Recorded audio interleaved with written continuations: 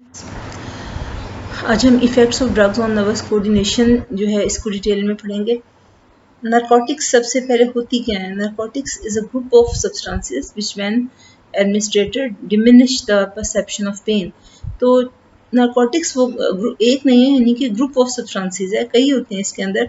और इसमें क्या होता है कि जो परसेप्शन ऑफ पेन है ना, यानी जो दर्द हो रही होती है, वो क्या होती है कि जब कोई लेता है इनको, इस्तेमाल करता है, तो उससे क्या होता है कि जो दर्द का एहसास है वो क्या हो जाता है, वो कम हो जाता है। नारकोटिक्स जो है अब ये करती क्या है कि जो ब्रेन के अंदर जो पेन किलिंग साइट्स होती हैं उनके साथ जाके ये क्या करती हैं, बाइंड हो जाती हैं। और लेकिन अगर कोई कांस्टेंट यूज़ कर रहा है यानी मुसलसल यूज़ कर रहा है तो क्या होगा, तो फिर ये होता है कि असल में हमारा जो ब्रेन है ना, उसके अंदर नेचुरल पेन किलिंग केमिकल्स भी प्रोड्यूस होते हैं, इन्हें एंडोर्फिन्स कहते हैं।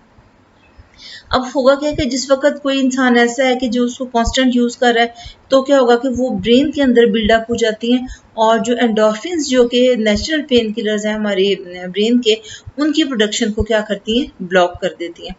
साइड इफेक्ट्स जो हैं उसके वो क्या होते हैं कि जो एंडोक्राइन और ऑटोनॉमिक नर्वस सिस्टम जो है स्पेशली, उसको ये इनहिबिट करता है, यानी कि उसकी जो एफिशिएंसी है वो क्या हो जाएगी, वो डिक्रीज हो जाएगी।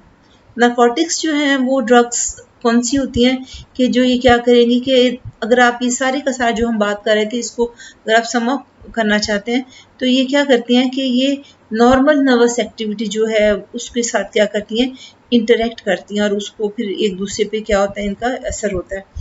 नारकोटिक ड्रग्स जो हैं उसमें कॉमन जो हमने जो पढ़नी है चार, वो कौन कौन सी हैं, that is heroin, cannabis, nicotine, alcohol, और एंड के ऊपर हम उसको इनहेलेंट्स के बात भी करेंगे, उनका भी इफेक्ट नारकोटिक होता है।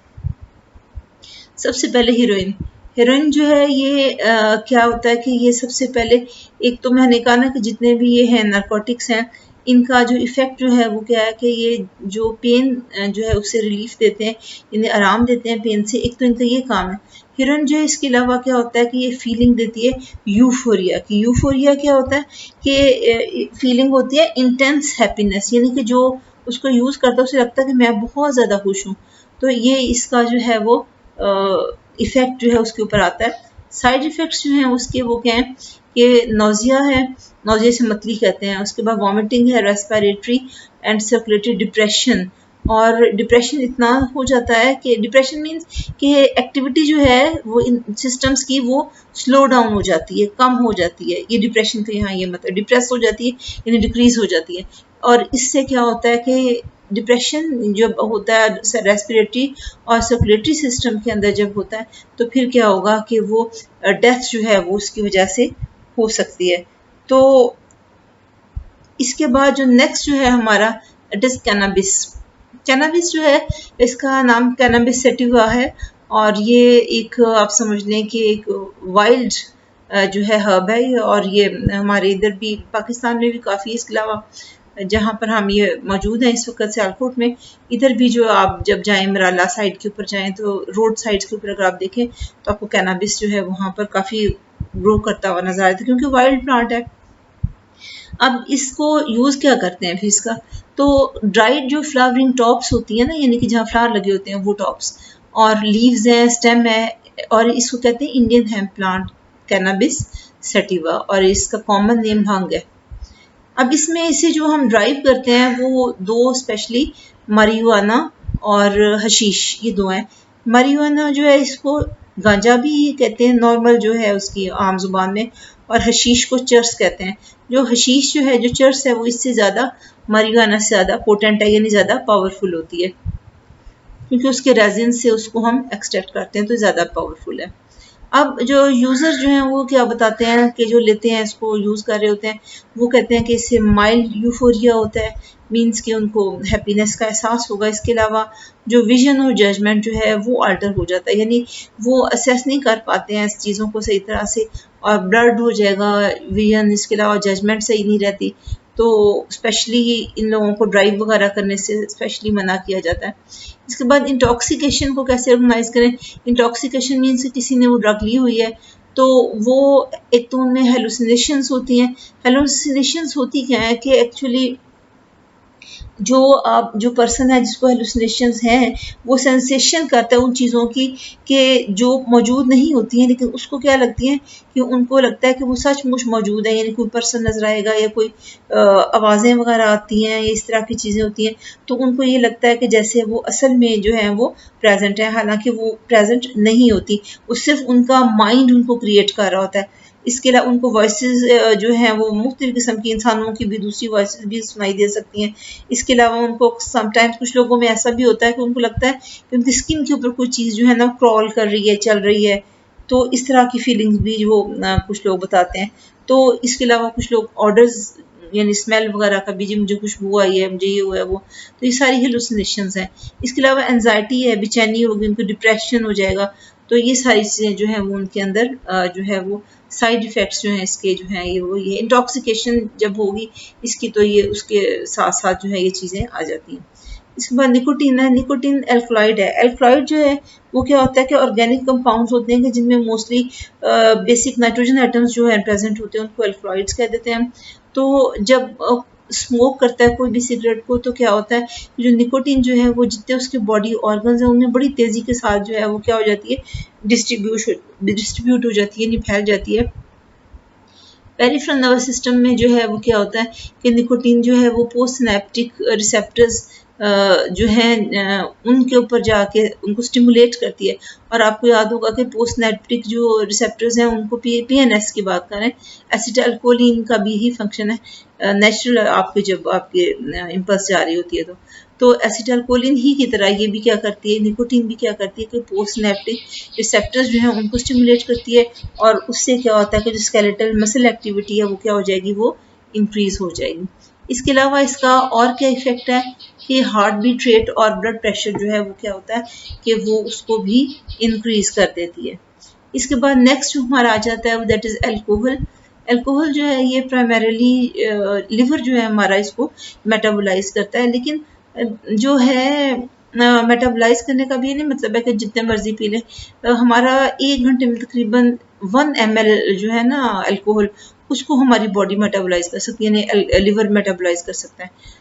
तो जब जाहिर है जो कोई ड्रिंक कर रहा है तो 1 ml तो नहीं पिएगा ना, तो उससे क्या होता है कि जो उसका जो होती है ना नॉर्मल वर्किंग जो होती है ग्लाइकोलाइसिस की है, क्रेब्स साइकिल है, ये जो है वो उसको क्या करता है, डिसरप्ट कर देता है। इसके अलावा जाहिर है अल्कोहल है तो क्या होगा, पीएच जो है वो क्या होगी, उसकी ब्लड की डिक्रीज हो जाती है, और डिक्रीज पीएच का क्या मतलब है कि वो क्या हो जाएगी, एसिडिक हो जाएगी। इसके अलावा एक और काम भी होता है कि फैट एक्यूमुलेशन जो है वो स्टार्ट हो जाती है, और फैट एक्यूमुलेशन जो है एक्चुअली और फौरी तौर पे स्टार्ट हो जाती है ये, तो ये फर्स्ट स्टेज है लिवर डिटीरियोरेशन की, यानी कि लिवर जो है वो उसका जो फंक्शंस जो है उन पे अफेक्ट होना शुरू हो जाता है, और लिवर जो है उसके सेल्स वगैरह जो है उनकी जो आप समझ डिटीरियोरेट हो रहे हैं, यानी कि तबाह हो रहे हैं, ख़राब हो रहा है, तो उसके ऊपर असर होना शुरू जो है वो हो जाता है।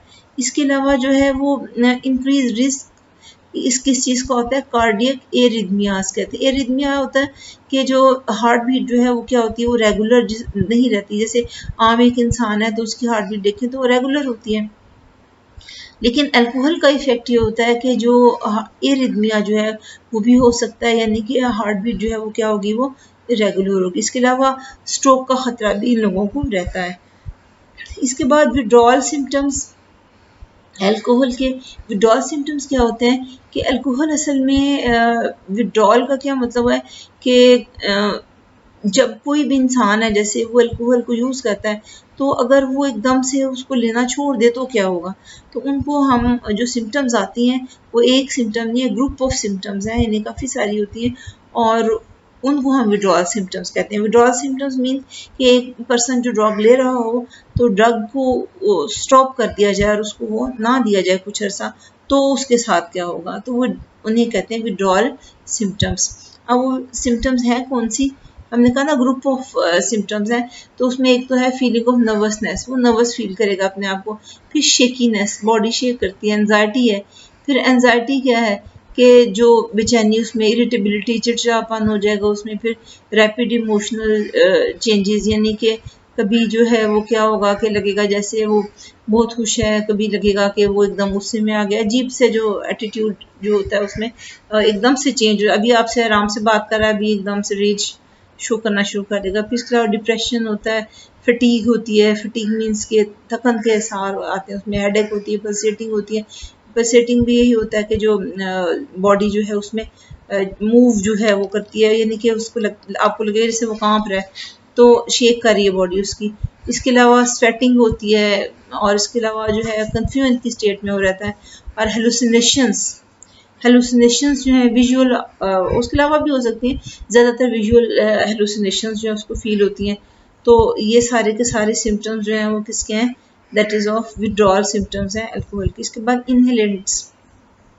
इनहेलेंट्स जो हैं वो क्या होते हैं, ये वोलेटाइल ऑर्गेनिक केमिकल्स हैं। वोलेटाइल कहते हैं कि जो चीज़ वेपर्स के अंदर, वो ऑर्गेनिक केमिकल्स के जो वेपर में कन्वर्ट हो जाते हैं। जिस तरह से आपकी जो कॉमन नॉलेज में अगर बात करें, जैसे स्पिरिट्स वगैरह हैं, तो क्या होता है, आप देखते हैं कि वो क्या होता है कि अगर आप थोड़ी देर रख देंगे तो वो क्या होगा, वो जो है वो वेपर्स में चेंज हो जाएगा, तो उन्हें कहते हैं वोलेटाइल।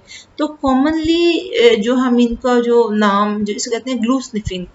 अब इनहेलेंट अब्यूज जो है, इसमें अभी क्या क्या चीज़ें आ जाती हैं, एरोसॉल्स आ जाते हैं, हेयर स्प्रे है, एनेस्थेटिक्स हैं जैसे कि ईथर वगैरह है, तो ये सारे जो है इसमें आ जाते हैं।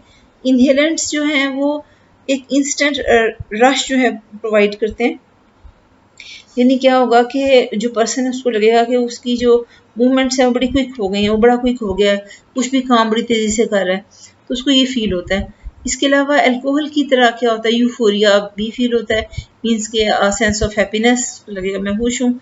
इसके बाद क्या होगा, followed by nervous central nervous system depression.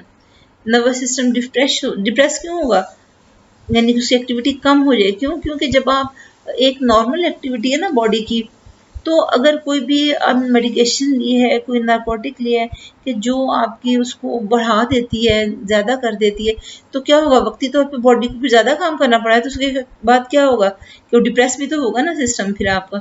तो इस तरह से क्या होता है कि बाद में फिर क्या होता है कि सेंट्रल नर्वस सिस्टम डिप्रेशन होता है। इसके बाद डीप ब्रीदिंग अगर कोई कर लेता है, टॉक्सिक वेपर्स हैं जाहिर है, तो क्या होगा कि उसको लॉस ऑफ एपिटाइट हो जाती है, यानी भूख नहीं लगती, और हायर डोजेस ले रहा है तो फिर हेलुसिनेशंस जो हैं वो उसको आनी शुरू हो जाती हैं। इसके बाद drug addiction and drug tolerance. Drug addiction जो है वो होती क्या है कि एक्चुअली ये आप कह सकते हैं हैवी डिपेंडेंस है ऑन अ ड्रग, यानी कि वो पर्सन जो है वो ड्रग को जो है वो लेता ही रहता है और डिपेंड करता है, यानी इसको लगता है कि मैं इसके बगैर रह ही नहीं सकता। और कई बार ऐसा होता है कि इसको हम फिजिकल डिपेंडेंस भी कहते हैं, और लेकिन इसके साथ साथ इमोशनल जो डिपेंडेंस है वो भी इसके साथ साथ इसमें शामिल होती है। ड्रग एडिक्शन क्या है, ड्रग एडिक्शन ये होता है कि कोई भी इलीगल ड्रग है या मेडिकेशन है, उसको जो है वो आप उस पर डिपेंड करने लग जाएं। देखें कि जो होती है ना, हमने मेडिकेशन का वर्ड यूज़ किया, तो असल में होता क्या है कि आपने यूज़ जो कर रहे हैं आप without any prescription, without any consultation with doctor, या अपनी ज़रूरत के बगैर आप क्या कर रहे हैं, उसको यूज़ कर रहे हैं, तो उसका मिस यूज़ है, वो एडिक्शन उसकी हो जाती है। क्योंकि बहुत सी ऐसी मेडिसिन हैं कि जिनको हम देते हैं किस लिए, वक्ती तौर पे पेन रिलीफ के लिए बहुत ज़रूरत होती है उसकी, जैसे ऑपरेशंस वगैरह होते हैं तो उसमें मॉर्फिन दी जाती है वक्ती तौर पे, क्योंकि ऑपरेशन की जो पेन होती है वो बहुत ज़्यादा होती है, तो उसको हम एक लाइट जो होता है ना एनाल्जेसिक यानी पेन किलर, उसके साथ मिला के जो है ना वो हम उसको देते हैं, ताकि हमें डोजेज उसकी बहुत मिनिमम रखनी पड़े, ताकि एडिक्शन की तरफ ऊपर ना जाए। तो बिल्कुल वक्ती तौर पे थोड़ी देर के देते हैं, तो उसके बाद उसको स्टॉप कर देते हैं। लेकिन अगर कोई इंसान उसको कांस्टेंट ले रहा है, तो वो क्या हो जाएगा, वो फिर उसका अब्यूज़ होगा। तो अब होता क्या है कि वो पर्सन जिसने अगर शुरू कर लिया, अब वो चाहेगा कि मैं छोड़ दूँ इसको, लेकिन क्या होता है, ज़्यादातर लोगों को ये महसूस होता है कि वो खुद से इसको ऐसा काम नहीं कर सकते, या उसको छोड़ना उनको मुश्किल लगता है खुद से। ड्रग टॉलरेंस क्या है, कि ड्रग टॉलरेंस ये होती है कि जब एक इंसान एक ड्रग को ले रहा है ना, तो उसका जो रिस्पॉन्स जो होता है ना ड्रग के लिए, वो डिमिनिश हो जाता है। डिमिनिश मीन्स डिक्रीज हो जाता है, कम हो जाता है, इसको हम ड्रग टॉलरेंस कहते हैं। अब ये होती कब है कि जब ड्रग जो है उसको रिपीटेडली यूज़ किया जा रहा है, बार बार यूज़ किया जा रहा है। जब आप एक चीज़ को बार बार यूज़ करते हैं, तो क्या होता है कि जो बॉडी है ना, वो जो कंटिन्यूड प्रेजेंस है ना ड्रग की, क्योंकि अब बॉडी को पता है ड्रग ने अभी आना है, फिर ड्रग ने आना है, इस वक्त ड्रग ने आना है, तो बॉडी क्या करती है कि जो कंटिन्यूड प्रेजेंस है उसकी ड्रग की, उसके लिए अपने आप को क्या करती है, अडेप्ट कर लेती है। आपने देखा होगा कि जैसे जो लोग अक्सर चाय पीने वाले हैं तो वो चाय पी के बस वो भी जाते हैं, उसके ऊपर इतना असर नहीं होता। लेकिन जिसने कभी नहीं पी होती तो उसको अगर आप पिला दें तो उसको सारी रात भी हो सकता है नींद ना आए। तो इसमें एग्जांपल हम क्या ले सकते हैं कि जैसे निकोटीन जो है उसमें या कैफीन है, तो वो यूज़ अगर लॉन्ग टाइम तक होता है, यानी कोई निकोटीन यूज़ करता है या फिर कैफीन यूज़ करता है लॉन्ग टाइम के लिए, तो क्या होगा कि ज़्यादा से ज़्यादा डोजेज जो होंगी वो वही सेम इफ़ेक्ट लाने के लिए क्या होगा कि उसको क्या करना पड़ेगा, वो यूज़ करनी पड़ेंगी, क्योंकि वही जो सेम जो था जो उसकी अमाउंट थी वो क्या होगी कि उसके लिए सफिशेंट नहीं होगी, उसको वक्त के साथ साथ उसको सेम इफ़ेक्ट के लिए ही उसको बढ़ाते रहना पड़ेगा। अब effects of drug addiction and tolerance on central nervous system, कि सेंट्रल नर्वस सिस्टम के ऊपर फिर ड्रग एडिक्शन और टॉलरेंस जो है इनका इफेक्ट होता क्या है। तो ड्रग्स जो है ये केमिकल्स खास तौर पे इनका काम क्या होता है कि ये ब्रेन जो है उसको अफेक्ट करते हैं। कैसे कि वो जो उसका कम्युनिकेशन सिस्टम है ना उसको टैप करते हैं। टैपिंग का मतलब क्या है कि वो क्या कर रहा है कि हम कहते हैं कि ये जाके टैप कर रहा है। टैप होता है हिट करना या स्ट्राइक करना। तो ये क्या करता है कि जाके ड्रग्स जो हैं ये क्या करती हैं कि जो कम्युनिकेशन सिस्टम है उसको जाके हिट करती हैं, और उससे क्या होगा कि ये जब उसको हिट करेंगे जाके, उसको अफेक्ट करेंगे जाके, तो ये क्या करेंगी कि जो न्यूरॉन्स जैसे नॉर्मली काम करते हैं ना, जैसे उनका काम है कि जो क्या करेंगे, सेंड करेंगे, रिसीव करेंगे, प्रोसेस करेंगे इन्फॉर्मेशन। भी होता है ना कि जब कोई इन्फॉर्मेशन जो है वो सेंसरी न्यूरॉन जो है वो सेंड करता है, फिर जो है वो रिसीव होती है, फिर प्रोसेस होती है इन्फॉर्मेशन। तो ये तो नॉर्मल एक्टिविटी है। तो ये जो ड्रग्स हैं ये क्या करते हैं कि जो बॉडी की जो नॉर्मल एक्टिविटी है, न्यूरॉन्स की जो बिहेव जिस तरह वो करते हैं उसको ही क्या करते हैं कि उसको जो है वो इंटरफेयर करते हैं जाके। अब कुछ ड्रग्स जो हैं उनका क्या इफेक्ट होता है कि वो एक्टिवेट करती हैं न्यूरॉन्स को, यानी कि उनका स्ट्रक्चर ऐसा होता है कि वो मिमिक करता है। मिमिक का क्या मतलब है, कॉपी करना। किसका, यानी कि उस जैसा होता है स्ट्रक्चर जो है उसका कॉपी करने का यहाँ क्या मतलब है कि उस जैसा ही स्ट्रक्चर केमिकल होता है। तो वो क्या करेगा कि एक नेचुरल जो न्यूरोट्रांसमीटर है ना उसका जो स्ट्रक्चर है वो केमिकल स्ट्रक्चर है वो जो है ड्रग का जो है जो ले रहा है वो उसका जो नेचुरल न्यूरो ट्रांसमीटर है उसके तरह का ही होता है। तो अब उससे क्या होगा कि वो क्या कर सकता है कि प्योर न्यूरॉन्स को एक्टिवेट कर सकता है। अब जो है वो ड्रग्स जो है वो क्या होगा कि इंटरेक्ट करती हैं ब्रेन के साथ, बॉडी के साथ, और वो अल्टर कर देती हैं, चेंज करती हैं किस किस चीज़ को, मूड्स को, इमोशंस को, बिहेवियर्स को। कैसे, क्योंकि वो ब्रेन केमिस्ट्री को चेंज कर देती हैं। जब ब्रेन केमिस्ट्री चेंज होगी तो ये चीज़ें जिनको ब्रेन जो था वो मॉनिटर कर रहा था उनमें भी तो चेंज आएगा ना। इसके बाद रीजन्स जो ब्रेन के होते हैं कि जो ज़्यादातर अफेक्ट होते हैं ड्रग अब्यूज़ की वजह से, वो कौन कौन से हैं जिनमें सबसे ज़्यादा असर होगा, वो ब्रेन स्टेम है, लिम्बिक सिस्टम है और फिर सेरिब्रल कॉर्टेक्स है। इसके बाद जितने डिप्रेसेंट्स हैं, देखें जो होती है ना ड्रग्स होती हैं, नारकोटिक्स होती हैं, इनके डिफरेंट टाइप्स हैं।